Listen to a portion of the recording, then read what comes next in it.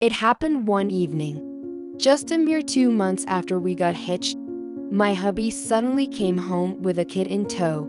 Originally, we were a couple in which my husband had a previous marriage, so we were basking in the glow of our honeymoon phase. That is, until I laid eyes on the small child standing next to him.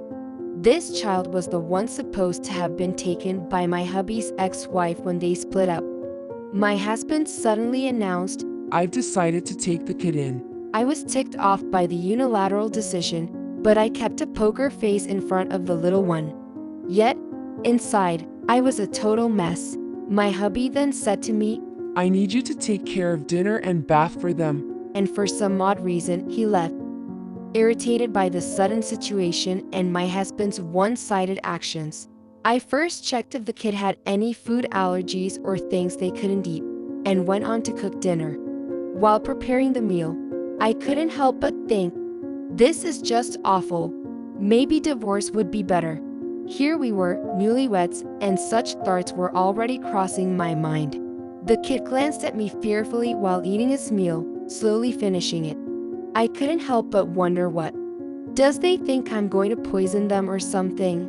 After the meal, they just sat quietly in a corner of the room. Given the unexpected situation, I wondered if I had been wearing a scary expression. And then, the moment I undressed the kid to give a bath, my heart froze. There were countless bruises and traces of cigarette burns on his back. I was overwhelmed with emotion and tears just spilled out. Today was the first time I met this kid, the child of my hubby and his ex.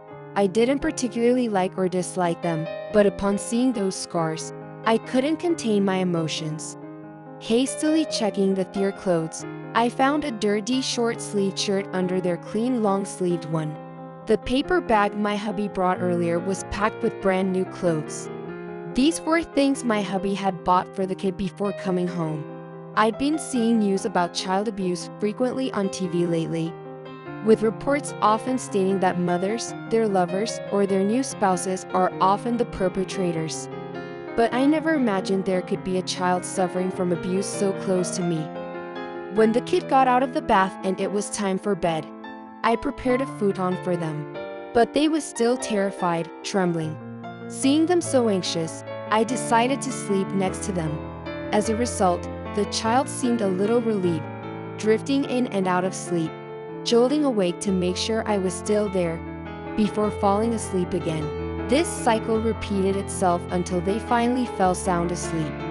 Looking at the sleeping face of the child, a mix of anger and sadness welled up inside me, a complex emotion I couldn't describe. Trying not to wake up the child sleeping next to me, I quietly let my tears flow. I was angry with my husband for making the decision to take in the child without discussing it with me, but on the other hand, I understood that he couldn't ignore the fact that his child was in such a situation. It felt natural to me that I would make the same decision to take in the child. In fact, overlooking and doing nothing would feel like a reason for divorce. I remembered what I had heard from him before, that the child would start elementary school next year, and that the ex-wife had taken them when they divorced. I thought maybe we should have met them when we got married, but that didn't happen. I wondered what would happen now. I'm a stay-at-home wife, but I was thinking about starting a part-time job for a few hours during the day. However, given the situation, I might have to change my plans. In any case, I thought it was important to tell my husband about the painful wounds on the child's back. So I contacted him. He called me back immediately, apologizing profusely. In a calm voice, I told him, I understand that it's not your doing. At that time, he seemed even more panicked than I was. He asked me to take pictures of the child's wounds, and I did so the next day. Each time I saw the painful wounds, I apologized to the child, saying, I'm sorry, as I held back tears and took pictures. My husband seemed to be in quite a bit of chaos, as he needed to communicate with various organizations such as the lawyer he used during the divorce, the police, and child counseling centers. It was a situation where I didn't understand what was happening and had no idea what to do. Seeing him in such a panic, I decided to call him.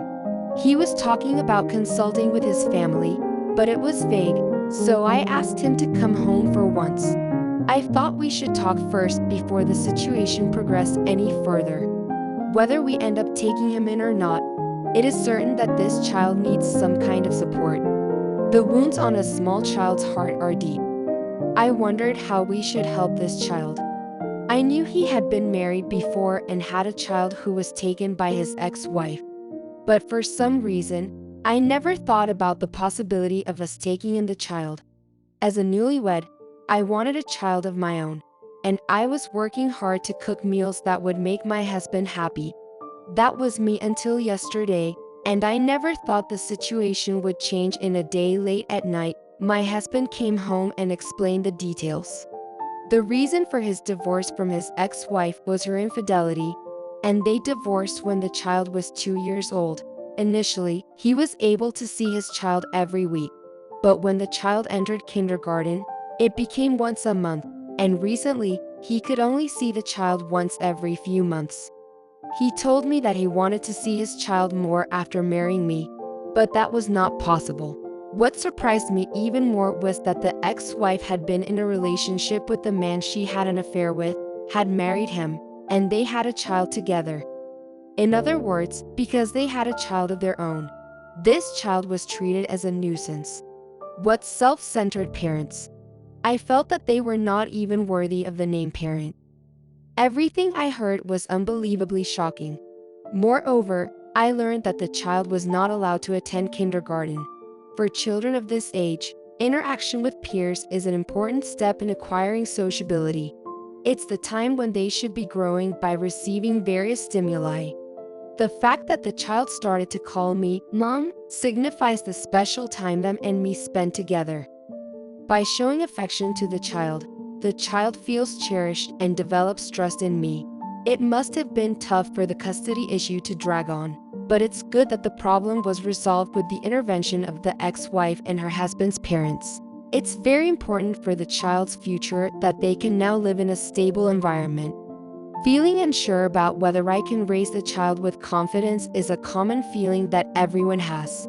It shows that you are seriously considering your responsibilities as a parent. Each child needs a different kind of support, and there is no one answer. However, the most important things are to treat them with love and to continue trying to understand their feelings. It may take time for the child to overcome the trauma from their past experiences.